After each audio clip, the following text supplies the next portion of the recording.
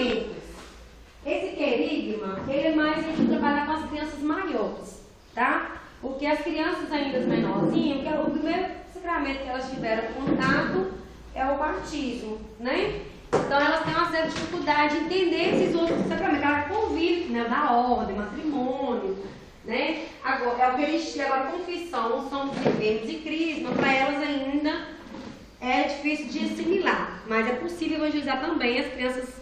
Eu acredito que a partir de 5 anos consegue, menor do que isso, com esse querigma aqui, eu não, como se diz, pelo menos eu ainda não passei com as crianças maiores. Então, o querigma dos sacramentos. Por que eu coloquei esse querigma dos sacramentos nesse ano, né?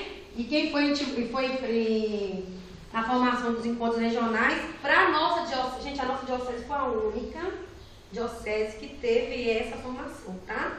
As outras dioceses, esse ano, vão rodar com essas pregações. Então, eles estão um pouquinho atrasados do que nós. Não é atrasado, né? Essa foi uma formação nova que eu montei para a diocese, porque as outras pregações vocês já conheciam. Então, eu precisei reformular essas pregações, que está no livro de formação da apostila da arte, tá? Claro que eu fiz algumas adaptações, tá bom? Então, vamos lá. Querigma dos sacramentos. Quando nós recebemos nossos sacramentos, no céu há uma grande festa, principalmente no coração de Deus. Porque é um sonho que nós todos recebemos os sacramentos, que a igreja nos dá. A igreja está, como se diz, de portas abertas para nós. E é uma grande festa no coração de Deus. Por quê? Quando nós recebemos o nosso batismo, o que acontece? Existe, né, toda a cerimônia, né, o padre, a celebração, tudo direitinho. Mas quando eu recebo o meu batismo, eu recebo um cajado. Por que eu recebo esse cajado? Porque eu preciso ser um profeta. A partir dali eu vou começar a ser um profeta. Eu vou anunciar a palavra de Deus, não é? Eu vou anunciar e denunciar aquilo que não é de Deus, né? Vou anunciar o quê? O que é de Deus. E vou denunciar aquilo que não agrada o coração de Deus. Eu vou também ver o quê? Que Jesus é o meu rei. É meu rei, meu salvador. E ele está acima de todas as coisas. Por quê? Toda a honra e toda a glória somente para ele. Eu vou fritar minhas vestes brancas. Por que eu uso branco no meu batismo? Quer dizer o quê? Pureza. Estou limpo, né? As crianças, a maioria, quer dizer, 90%, nós, né, quem tem as fotinhas do seu batismo, tem que nós fomos batizados com roupinha branca. Por quê?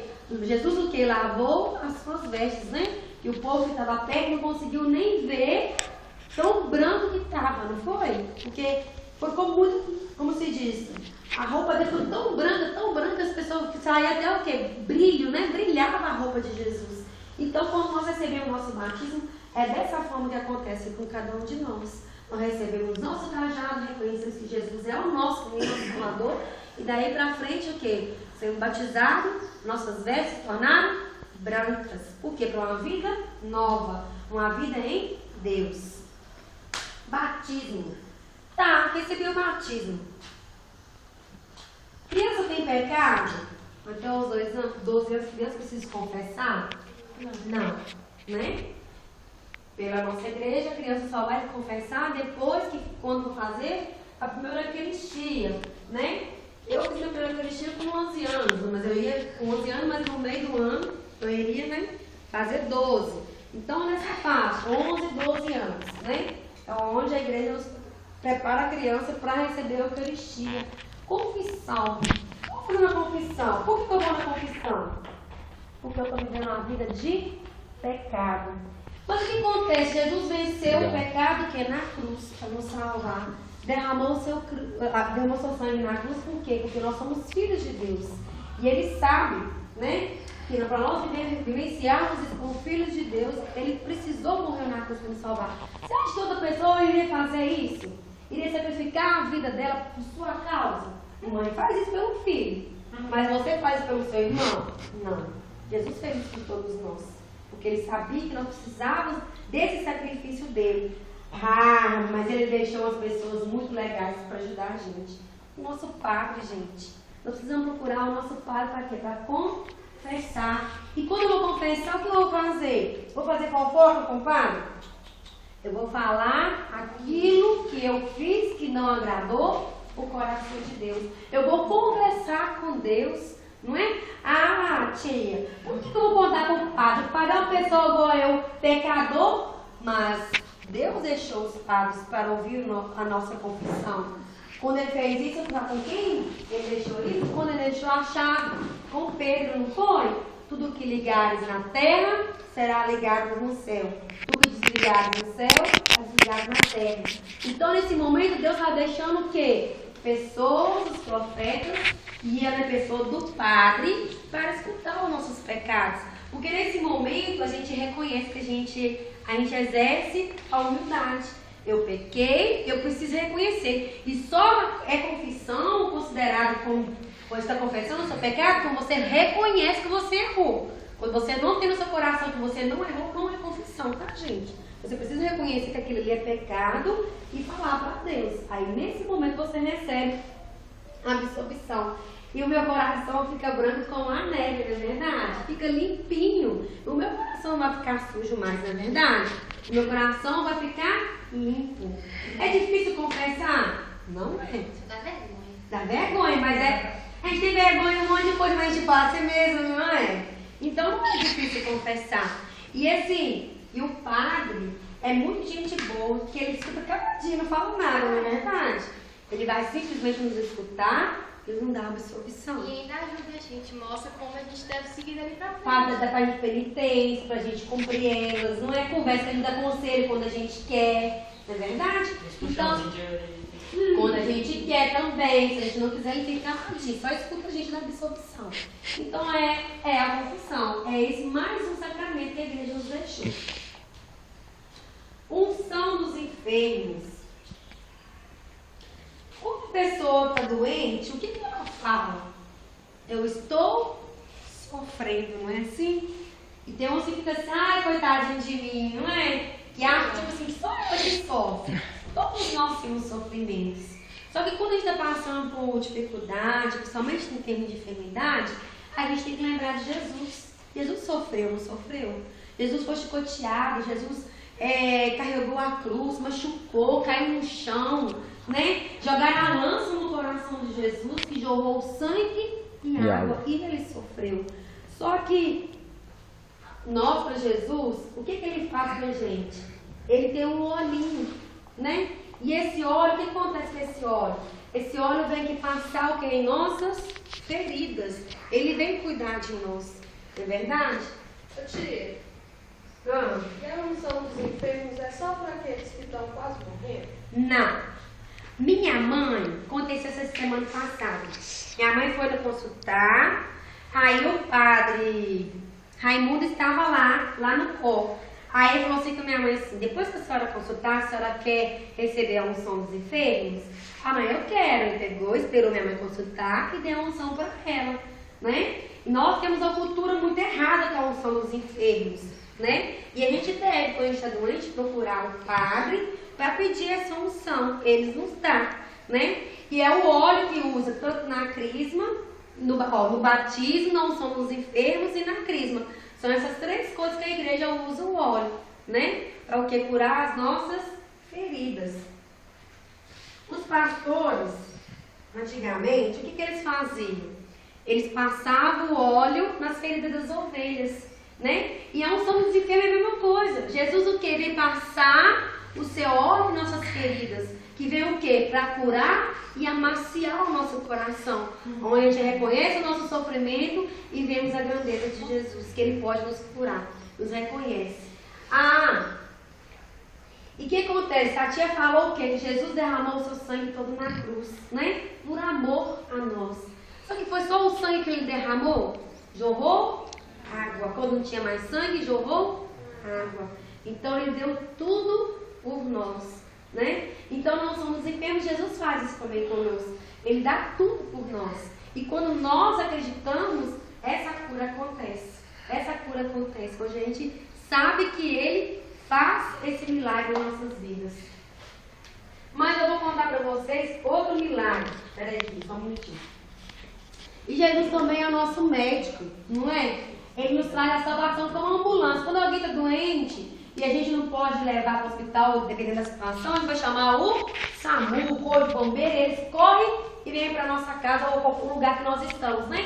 E Jesus faz assim. Quando ele sabe que nós necessitamos, ele vem como se fosse uma ambulância. Ele vem nos socorrer. Ele veio o quê? Nos curar e nos trazer a salvação. Quando Jesus vem curar a nós, gente, ele não vem só com a cura, não. Ele vem com a salvação. Não é? A gente não sabe que tem muitas pessoas que às vezes precisam passar por uma situação de problema de saúde para encontrar Jesus, não é? Para voltar para a igreja. Então, por isso que a gente fala, igual mesmo no Evangelho, a tua fé te salvou, né? Os leprosos não foram curados dele, mas somente um voltou. Porque um voltou porque ele queria ser curado e também queria ser salvo. Então, Jesus nos traz a cura e a salvação. É isso que acontece na unção dos enfermos. Qual que é o outro milagre que acontece na nossa igreja?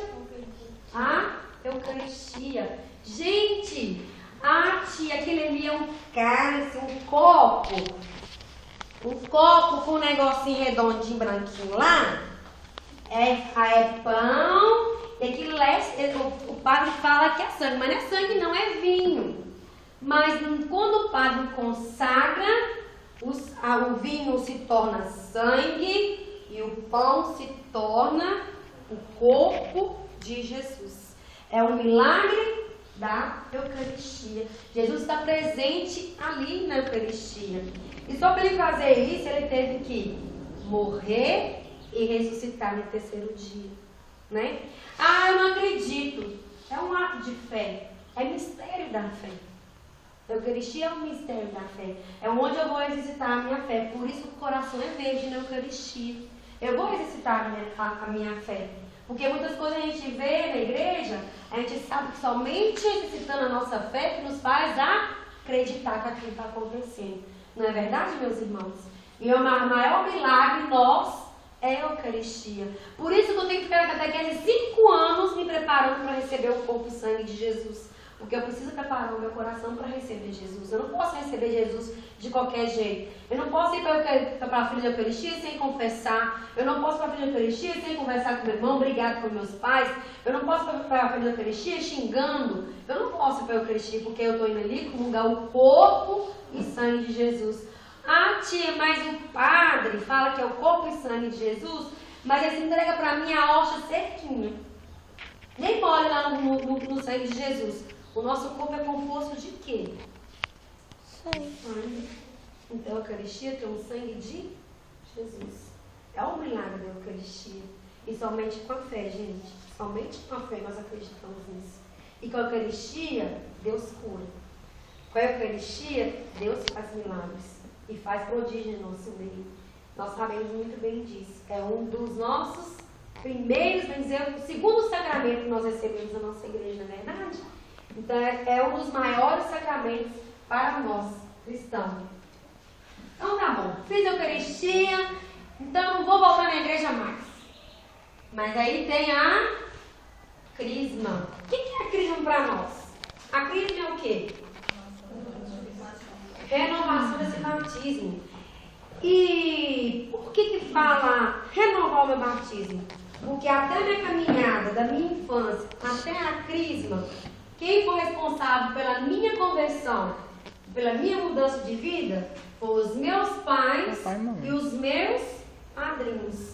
A partir do momento que eu vou receber a Crisma, eu, Nilza, estarei assumindo o meu batismo e daqui para frente eu vou evangelizar. Eu vou servir na igreja, não é verdade? Tá. Eu vou servir na igreja, mas eu vou ser uma pessoa qualquer? Não. Eu preciso ser um soldado de Deus, né? Eu preciso acreditar, Jesus me salvou, eu tenho fé, levar no coração a justiça de Deus, a verdade, o anunciar o Evangelho e o Espírito Santo é a palavra de Deus. Porque a Cristo não faz vivenciar tudo isso. Eu sou um soldado de Deus, porque onde eu for, eu vou vivenciar os dons e os frutos do Espírito Santo. Então eu vou ser um soldado de Cristo, combatente, o bom combate, não é verdade? Vou combater o bom combate. Então isso é ser um soldado de Cristo. Vivenciar a Crisma é isso. Você vai assumir o seu batismo com Deus, que daqui para frente você vai caminhar juntamente com Ele e exercitar os dons e os frutos do Espírito Santo. Esse daqui é lindo, gente. Ordem e matrimônio. Ordem quem? Você acha que é só o padre que recebe? Nós também leigos, não é verdade? Nós leigos também recebemos a ordem. E essa ordem é o quê? Somos nós, os leigos da nossa igreja, né? Que assumimos e anunciar o Evangelho. E os nossos padres. O que os nossos padres fizeram? Quando eles fizeram a missa, né? De alienação deles. Eles deixaram a vida deles toda para viver em prol do Evangelho da igreja. Que onde ele fala que Cristo, ele vai se casar com a igreja, não é? Não é isso que fala quando o padre na ordenação dele? Ele vai viver tudo aquilo que Deus quer, mas ele vai largar a família, vai deixar de casar, de ter filhos, para viver em prol da igreja, de evangelizar, de ajudar as pessoas. Nós fazemos também isso como leigos, mas ele se entrega mais. O padre se entrega mais, por isso que a gente tem que respeitar o padre. E por isso que o padre não casa, porque a vida dele vai ser em prol dos fiéis que Deus confiar a ele e ser obediente a toda a doutrina da igreja. Por isso que ele é um caso à parte. Ele é um servo diferente de nós, não é verdade? Matrimônio. Matrimônio e sacramento? Não é nada. Quem quiser casar, casa. Não é sacramento, não. Por que é sacramento no matrimônio? Porque é um dom de Deus. Qualquer pessoa casa. É um dom que Deus te dá. Casei, mas eu não quero ter filhos. Pra que eu vou ter filho? Filho dá trabalho, sem dormir, dá gastar dinheiro, dor de cabeça. Pra que casou? Se é um sacramento, se Deus fala que é pra gente multiplicar, eu, meu esposo, pronto, acabou? Então eu não sei o que é o sacramento do casamento, o matrimônio. Esse é um sacramento. Se Deus me dá, Ele vai me dar a capacidade para me criar os meus filhos, honrar a minha família, honrar meu esposo e para eu seguir em frente. Então, se eu escolhi casar, e se for lá na igreja, que até que a morte nos separe, até que a morte nos separe. É um sacramento de Deus. O que Deus dá, ninguém tira de nós pais. O que Deus te dá e que se for da vontade de Deus, ninguém tira. Então, o sacramento, ele é um dom de Deus. Por isso que o padre fala, tempo de namoro, tempo de noivado, depois casa.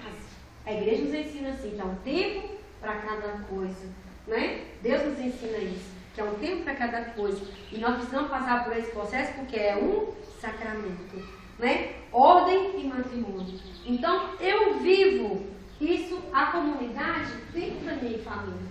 Eu vivo esse sacramento da ordem na minha igreja. Quando eu largo a minha família em casa, como nós hoje, largamos a família para estar aqui na formação. Eu estou vivendo esse sacramento da ordem. Porque Deus mandou, vai. Se Deus me deu, mandou, eu vou. Não é verdade? Então, é o sacramento da ordem. Cada um de nós que fomos chamados a vivenciar esse sacramento. Todos nós somos chamados, todos nós cristãos somos chamados para esse sacramento. E o matrimônio não é todo mundo não, gente. Infelizmente, não é todo mundo não. Tem os padres, tem as freiras, e tem nós também, o celibatado, e tem aqueles que tem vontade de casar com casoína, né? Então, assim, tem tudo isso, né? Mas nós vivenciamos tudo isso, não é verdade? Amém, Jesus. Então, posso dar graça. Então, nós vivenciamos tudo isso. Mas é um sacramento lindo para nós. É um sacramento lindo para nós. Deus me livre, gente. Não sei pra quê. Minha mãe é mãe de 10 filhos. Gente, pra que minha mãe vai ter 10? Fica de só eu. Os presentes tinham que ser tudo pra mim. O chocolate, tudo pra mim. Todo mês eu ia ganhar aqui um monte de roupa. Sou eu. Por que vai ter você comigo, irmão? Eu dividir com você? Nossa, nunca precisou. Quero não. Onde vem duas já, velho? Mas eu preciso ter vida de comunidade. Viver em família, esse matrimônio é isso. É respeitar a limitação de cada um. Né? É honrar pai e mãe. Isso é os 10 fundamentos da nossa igreja. Então não é brinquedo. Tudo que Deus nos dá, a gente, mas somente quando Ele nos dá. E Ele nos dá aquilo que é bom para nós. O que não é bom para nós, ele não deixa permitir em nossas vidas. Amém? Tia, por que a mulher não pode ser padre? A mulher não pode ser padre. Ó, a nossa igreja tem a freira. A freira ela não pode fazer a consagração da Eucaristia, mas ela pode celebrar, né? Especificamente, se você olhar assim, dentro da doutrina, daquilo que o Vaticano escreveu, eu não sei te falar, Tia Paula, mas eu sei que o padre, somente ele pode fazer a consagração, porque nós lembramos que aquilo que Jesus confiou a Pedro foi um homem, não foi uma mulher, né? E nós sabemos que tem as freiras, que também servem a Deus, que vivem celibatado como um padre, que abre mão da família, tudo, mas não faz a consagração. Somente o padre pode fazer a consagração. Mas a freira não teria a mesma função que o ministro? É. Mas Então- o ministro não faz a consagração. Mas a freira também. Também não. Mas o ministro tá, a freira fica mais isolada. Não, é a missão que Deus chamou pra ela. Ela fica ali, ela reza. Tem várias, vamos dizer assim, Tem as freiras que ficam ousuradas, que não conversam com ninguém. não vê nada do mundo, Só nada. fica lá no Lá fundo. dentro. E tem aquelas que vivem na comunidade. Tem os padres também, tem os monges também, que ficam só por conta de rezar. É, que a gente muito intercessor para rezar para esse mundo. Deus dá E reza pela nossa igreja. Amém. Existem essas pessoas. Amém? Mais alguma dúvida? Tem? Só eu tenho dúvida. Todos aqui querem receber esses sacramentos, né? O padre não casa. O padre não casa porque ele tem que ficar por conta da igreja. Vocês acham que o salário que o padre ganha, ele recebe um salário mínimo? Claro que tem uns padres que dão aula. Você acha que ele consegue um salário mínimo sustentar uma família? Não. Você acha que o padre consegue cumprir a agenda da igreja e dedicar a família ao mesmo tempo? Não tem como. Então, por isso que ele entrega a vida dele totalmente para a igreja. Hoje que muitos padres usam aliança, esse terço, né? Esse terço aqui, ou usam um anelzinho de coco, né? Que eles fazem, né? Que usa faz voto de humildade e pobreza, né? E castidade. Então, eles casam com a igreja. Mas se padre casasse, teria mais padres sem viver compromisso. Aí nós vamos deixar de viver a vida de leigos consagrados. Porque a função de um padre, ele dedicar totalmente à igreja. E se ele casar, ele vai ter que saber dividir o tempo da igreja com a família. Então, por isso que a igreja pede o padre não casar. Imagina um padre tendo cerebro a missa 7 horas da manhã, aí o filho dele começa a passar mal, se ele fosse casar. O que ele vai ter que fazer? Ele vai para a igreja ou vai levar o filho para o médico? Ele vai levar o filho para o médico. E cada um tem a sua missão. Cada um é chamado. O padre tem a vocação. Ele não se sente menos triste porque ele não tem uma esposa. É a missão dele, a alegria dele é servir, é estar disposto. Deus faz a vocação e ele sabe que a pessoa vai ser feliz daquele E jeito. capacita. Sustenta a pessoa, né? Então são dúvidas, por isso que eu questionei algumas coisas com vocês, que são algumas coisas que as crianças nos perguntam, tá? Os sacramentos são das, igual eu falei, que até comentei com as meninas Catinho, para eles trabalharem isso na gincana, essa pregação. Que são das crianças de 9 a 12 anos. Então, onde que é essa idade que tem mais questionamento? Porque o padre não pode casar, né? Por que a Eucaristia, se eu posso para a Eucaristia de qualquer jeito, por isso que eu tenho que fazer confissão, a unção dos enfermos, aquele questionamento seu, por que só quando a pessoa está lá da morte, foi lá com o padre no hospital, para dar a unção dos enfermos. Eu sabia, eu perguntei Eu sei. Então, assim, são as dúvidas, gente, que realmente as crianças nos fazem. E a gente precisa preparar. Ele precisa preparar, porque senão a gente passa vergonha. E são questionamentos que realmente eles fazem mesmo pra gente. Então, assim, preparem, né? Leiam, pega a apostila, vai ler. Né? Se alguém tiver mais alguma dúvida, pode me ligar, pode mandar e-mail, eu estou à disposição. Então, assim, são algumas coisas que realmente a gente vai vivenciar todo esse ano. Né? A gente vai trabalhar esse evento de carnaval, mas vai trabalhar também nos grupinhos de oração, esse material para esse ano. Então, assim, são coisas que realmente é essencial, principalmente para esse tema que a renovação vai trabalhar esse ano.